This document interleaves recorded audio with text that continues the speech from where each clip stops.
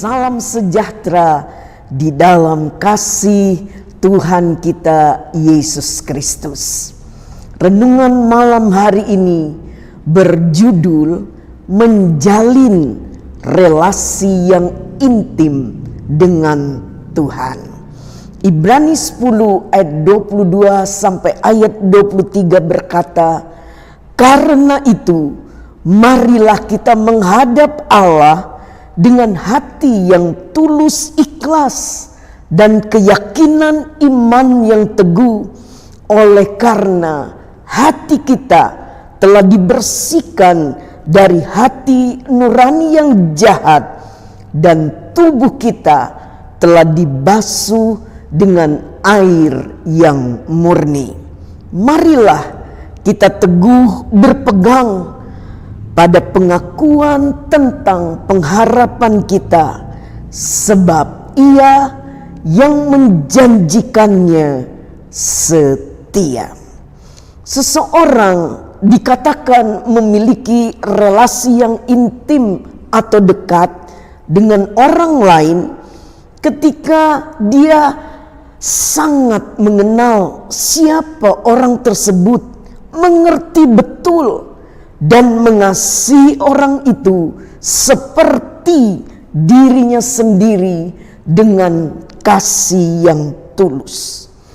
Relasi ini dapat terbangun dengan saling berkomunikasi sehingga dapat mengetahui dengan jelas siapakah orang tersebut. Doa adalah nafas hidup orang percaya. Itulah ungkapan yang menunjukkan betapa pentingnya doa bagi orang beriman. Sama seperti orang yang tak bernafas akan mati, orang yang tak berdoa pun mati secara iman. Tanpa doa berarti tak ada relasi dengan Tuhan. Namun tentu saja doa bukan sekedar formalitas atau kebiasaan dalam kehidupan sehari-hari atau monolog dari manusia yang ditujukan kepada Tuhan. Doa semestinya merupakan relasi yang dekat dan intim antara manusia dengan Tuhan. Doa merupakan isi hati manusia kepada Tuhan serta mendengar suara Tuhan dan panggilannya. Kitab Ibrani 10 ayat 22 sampai 25 mengingatkan kita 3 hal yang penting ketika kita datang ke hadapan Tuhan. Yang pertama, nasihat ini berkenaan dengan relasi manusia dan Allah.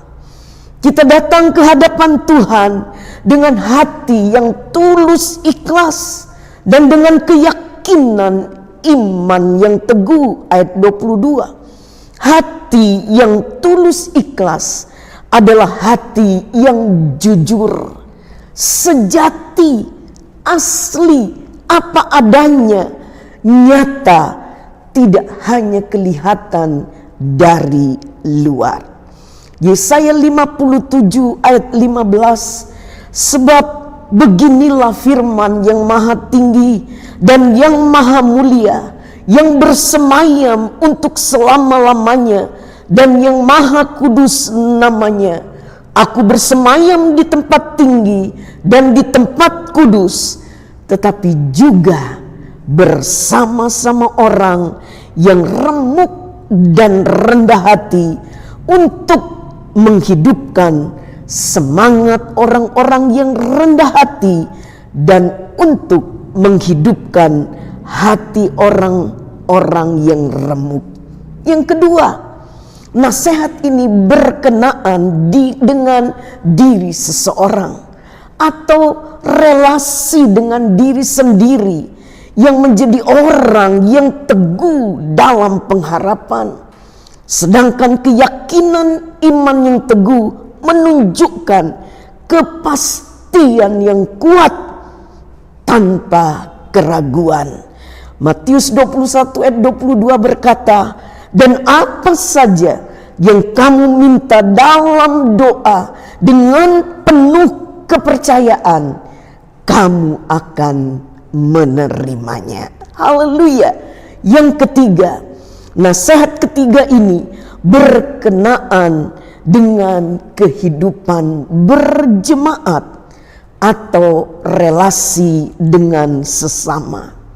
Kehidupan Kristen dimaksudkan untuk dijalani bersama, bukan seorang diri.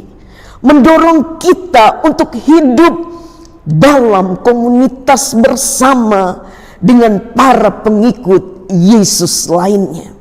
Dalam komunitas itu kita meneguhkan dan menguatkan satu sama lain dan saling menasehati.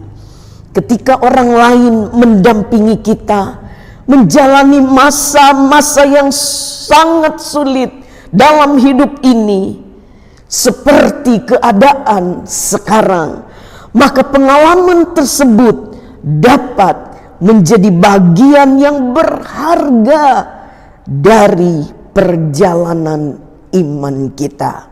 Jangan menghadapi hidup ini sendirian. Marilah kita menjalaninya bersama dengan Tuhan, dengan iman yang teguh akan penyertaan Allah dan berrelasi dengan sesama jemaat, maka kita akan kuat menghadapi apapun juga. Kisah Para Rasul 2 ayat yang ke-42. Mereka bertekun dalam pengajaran rasul-rasul dan dalam persekutuan, dan mereka selalu berkumpul untuk memecahkan roti dan berdoa. Luar biasa.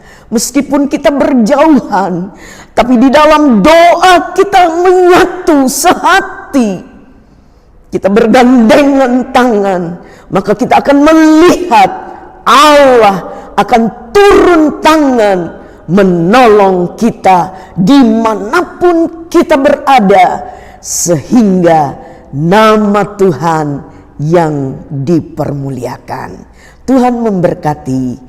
Haleluya.